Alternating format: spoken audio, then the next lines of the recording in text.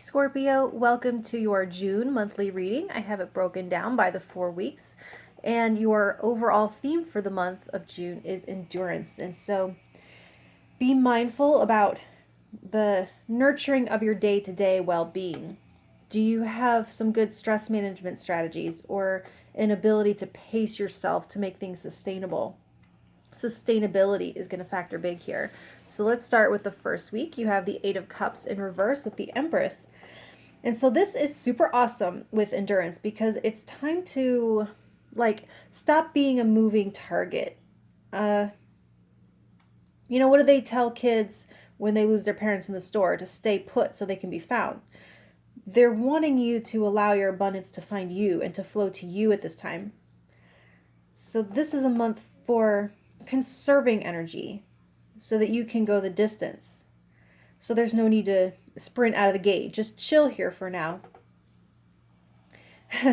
So make like a Scrooge McDuck, metaphorically speaking, and dive into your gold pile. Find some physical movement that brings you joy, whether it burns calories or not. It'll be more effective for your health because you'll actually do it and be consistent. Or organize your art or cooking supplies before buying more. Display them and make them accessible so that your space feels new and abundant.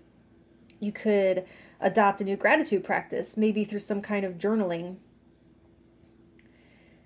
Like call your loved ones to catch up without any kind of agenda. Or maybe you find your environment need not so much new stuff, but to be clean and to be organized.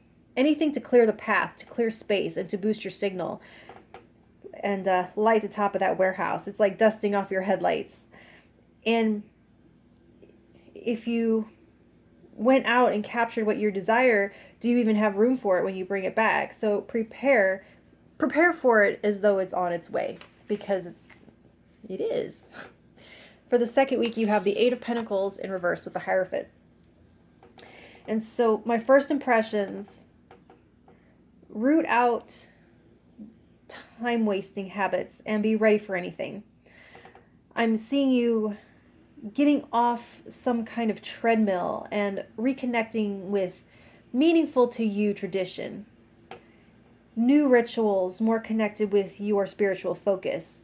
New to you, like you're rediscovering traditions of your own ancestors, philosophies or beliefs that you can refurbish and adapt to your modern life. You can use them to build in stillness points or carve out an oasis from repetition. It lifts you up, it elevates your consciousness and helps you feel connected to the oneness. And there's a uniqueness to it that keeps you present or in the flow, so it doesn't become same old, same old. Something agendaless that you never have to get better at. Like every day a different blank. Every day I'm going to do a different this, or yeah. Some of you may find this is a book, find it in a book, or like a translated verbal history. Something your parents maybe didn't teach you, but their parents knew about. Like they skipped it because it was falling out like in the abundant 80s or 90s. Something that you did do with your family when you were a kid, but you didn't keep up with on your own. But it's yours. It's not something you take like from another culture, but you find it in your own ancestral line. It's there for you somewhere to help you with that endurance. And it's like it helped people through the hard times of the past. And maybe it seemed irrelevant like in the roaring 80s or 90s or the 2000s.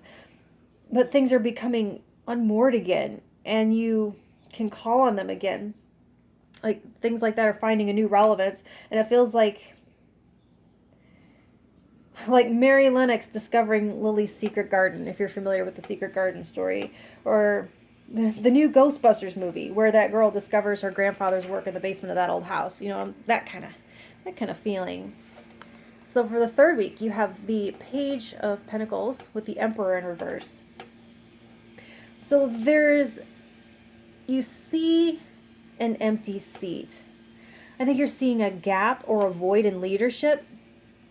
And you might think about throwing your hat in the ring to fill it. This could be applying for a leadership position at work, running for leadership at school, local community or government even. Like from student council, head of the party planning committee, to mayor. It may not be quite so official for some of you, but may be connected to this newfound tradition and your influence to repopularize it. Just know that if you do, make sure it's yours to do so with, and it's, fair use or whatever. Because once you share it, it's going to take on a life of its own, and it's no longer going to be under your authority for how it evolves. Kind of like having a kid. They reach a certain age and you're like, holy crap, this is an actual entire person whose beliefs may have not be mine, who knows how to do things that they figured out on their own that I didn't teach them. So leadership minded, not control minded, if that makes sense. You're not making people do things, you're inspiring them to do things.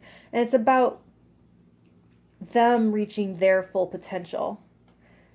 So with endurance, make sure you can follow through with what you're signing up for. And can you get the job? Can you win? Probably, but can you do the job sustainably when you get it? Yes, if you're prepared and know what you're getting into. Okay.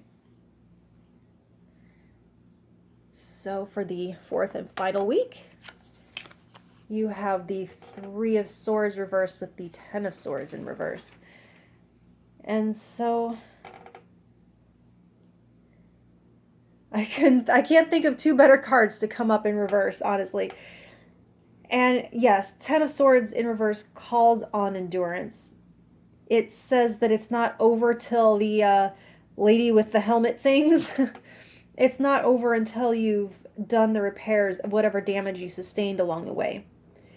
So it's like where, sometimes the end of an action movie will end up with everyone cheering because they've succeeded in defeating the enemy, and yet they're surrounded by New York City in pieces and rubble. And it's like someone's got to clean all that crap up. So the story really isn't over until everything is at least cleaned up and repaired to some degree. It's not over until you've rooted out the self-defeating beliefs, not just succeeded in spite of them.